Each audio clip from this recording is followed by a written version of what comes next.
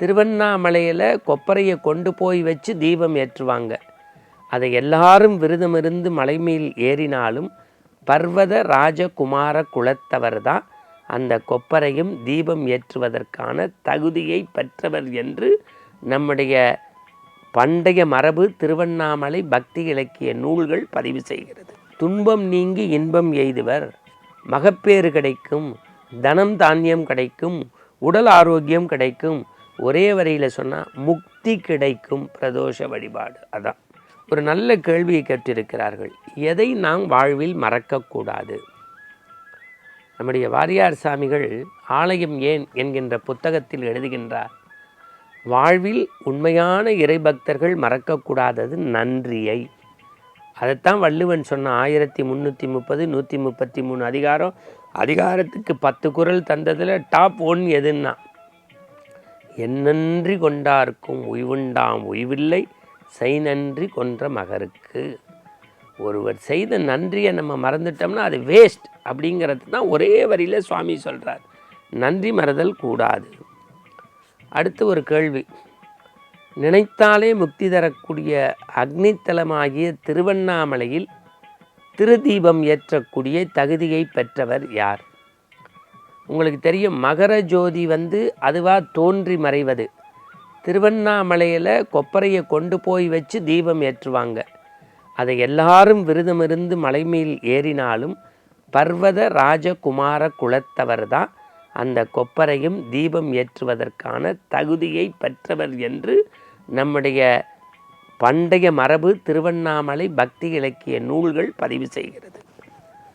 அடுத்து ஒரு கேள்வி கேட்டிருக்காங்க, உயர்ந்த சிவ வழிபாட்டில் உன்னதமான பிரதோஷ வழிபாட்டின் பயன் என்ன? நான் பலமுறை சொல்லியிருக்கேன், ஒவ்வொரு நாளுமே பிரதோஷம் உண்டு. 4 to 6 பிரதோஷ வழிபாடு. எப்படி கால நேரத்தில் நம்ம உங்களுக்கு தெரியும், சுப முகூர்த்தம் 4 to 6. அந்த நேரத்தில் நீங்கள் 4 நட்சத்திரமே பார்க்க வேண்டாம். எந்த நல்ல விஷயம், ஹோமம் பண்ணுறது, வெளியூர் பயணத்தை தொடங்குறது, இறை வழிபாடு செய்வது, எது வேணாலும் செய்யலாம். அதுபோல் பிரதோஷ காலங்களில் நம்ம உட்காந்து சாப்பிடக்கூடாது. திருக்கோவில் வழிபாடு தான் முக்கியம். துன்பம் நீங்கி இன்பம் எய்துவர், மகப்பேறு கிடைக்கும், தனம் தானியம் கிடைக்கும், உடல் ஆரோக்கியம் கிடைக்கும், ஒரே வரியில் சொன்னால் முக்தி கிடைக்கும் பிரதோஷ வழிபாடு. அதான். அடுத்து ஒரு கேள்வி கேட்டிருக்காங்க, பெண்களுக்குரிய திருவிளக்கு பூஜை இல்லத்தில் செய்யலாமா? நிறைய சின்ன சின்ன கோவில்களுடைய வாசலில் திருவிளக்கு பூஜை வழிபாட்டு முறைன்னே புத்தகங்கள் விற்கிது. நீங்கள் வீட்டில் விளக்கு பூஜை பண்ணணும் அப்படின்னா குறிப்பாக 2 முகம் இருக்கணும், இல்லை 5 முகம் இருக்கணும் குறைஞ்சபட்சம். ஒத்த முகம் பண்ணுவதை விட 2 முகம்தான் உகந்தது. 5 முகம் ரொம்ப சாலச் சிறந்தது. அதற்கு கீழே வெற்றிலைகளை வைத்து கொண்டு குங்குமத்தை எடுத்து இந்த 2 விரல்களால் அதற்கான மந்திரங்கள் உண்டு. சிவாய நம, சிவசக்தியே நம, இச்சாசக்தியே நம, சொர்ணரூபிணியே நம, தீபலக்ஷ்மியே நம, தனலக்ஷ்மியே நம, தைரியலக்ஷ்மியே நம, அந்த அந்த அந்த மரபுப்படி சொல்லி ஒரு வெத்தலை பாக்கு பழம் வச்சு கூட நம்ம நேவேத்தியம் பண்ணலாம். அட்லீஸ்ட் வாரத்துக்கு ஒரு முறையோ மாதத்திற்கு ஒரு முறையோ வீட்டில் விளக்கு பூஜை செய்தால் அவ்வளவு சுபிட்சமும் கடாட்சமும் உண்டு. அதற்கு உகந்த நாட்கள் செவ்வாய் வெள்ளி அப்படிங்கிறத அதிலேயே பதிவு செய்திருக்கிறார்கள். அடுத்து ஒரு கேட்டிருக்காங்க, உண்மையான மகிழ்ச்சி எப்போது கிடைக்கும்? விவேகானந்தர் சொல்கிறார் தன்னுடைய புத்தகத்தில், பிறரை மகிழ்வித்து மகிழும்போது மகிழ்ச்சி கிடைக்கும். ஒரே வரி தான். உண்மையான மகிழ்ச்சி எப்படா கிடைக்கும்னா பிறரை மகிழ்வித்து மகிழும்போது. வழிபாட்டில் சிறந்த வழிபாடு எது? புனலூர் தாத்தா ஐயப்பன் புத்தகத்தில் சொல்லியிருக்கதை அப்படியே சொல்கிறேன். கூட்டு வழிபாடு, அதுவும் பிறருடைய தேவைக்காக வழிபாடு செய்வது தான் வழிபாட்டில் சிறந்தது. அடுத்து ஒரு கேள்வி, என்றும் உறுதுணை யார்? குரு பிரம்மா, குரு விஷ்ணு, குருதேவோ மகேஸ்வரா. எதிராக நமக்கு நல்ல உறுதுணைனா நல்ல குரு தான். குருவுக்கு மிஞ்சிய தெய்வம் கிடையவே கிடையாது. குரு தான் நமக்கு உறுதுணை, குருவே துணை. எப்படி?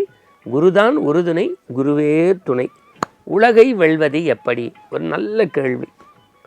பொறுமையும் சத்தியமும் மட்டுமே உலகை வெல்லும். இது நான் சொல்லலை, பகவான் ரமணர் எழுதியிருக்கார்.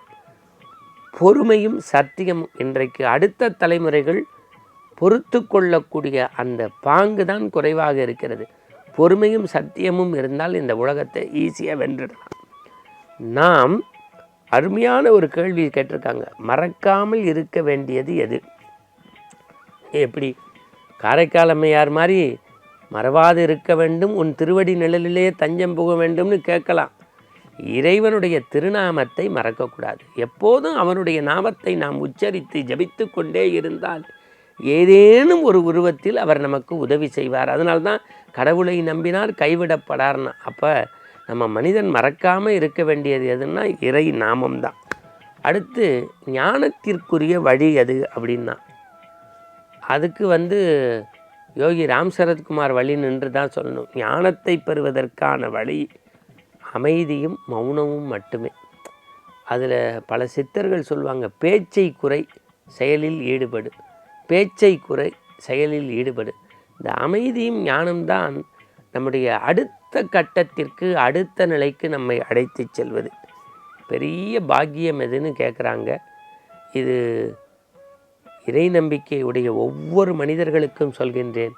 உண்மையான பெரிய பாக்கியம் எதுன்னா உடல் ஆரோக்கியம்தான். பர்ஸில் 10 ரூபா குறைந்தா கூட அடுத்தவன் கொடுத்துருவான். உடம்பு ஆரோக்கியத்தை அடுத்தவங்கள்ட்டேருந்து வாங்க முடியாது. கடவுளுக்கு நாம் நன்றி சொல்வது ஒவ்வொரு நாளும் ஆரோக்கியத்திற்காக. அந்த ஆரோக்கிய வாழ்வு தான் ஆனந்தத்தின் திறவுகோல். மீண்டும் கேள்வி பதில் நிகழ்வில் சந்திப்போம். இறை நாமத்தை சிந்திப்போம். வாழ்க வளமுடன்.